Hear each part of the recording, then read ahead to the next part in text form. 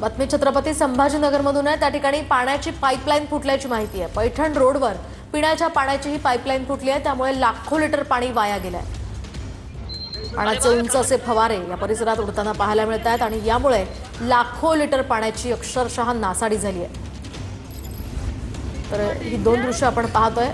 Pipeline फुटल्यामुळे लाखो litre पाण्याची नासाडी झाली आहे, त्यामुळे पैठण रोडवर हे पाणीच पाणी साचले आणि इथनं वाहनांची ये-जा सुरू असते। मात्र वाहनांना वाट काढताना चांगलीच कसरत करावी लागते।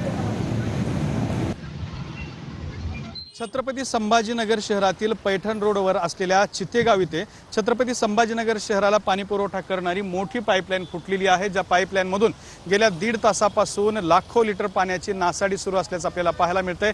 आपण बघू शकता की मोठ्या या पैठण रोडवरती सुद्धा सगळीकडे पाणीच पाणी झाल्याचं चित्र सध्या पाहायला मिळतंय। छत्रपती संभाजीनगर शहराला पाणी पुरवठा करणारी ही सर्वात मोठी पाईपलाईन आहे। ज्या पाईपलाईनच्या माध्यमातून लाखो लिटर पाणी छत्रपती संभाजीनगरकडे जात असतं, मात्र हीच पाईपलाईन फुटल्यानंतर या ठिकाणी लाखो लिटर पाण्याची नासाडी सुरू आहे।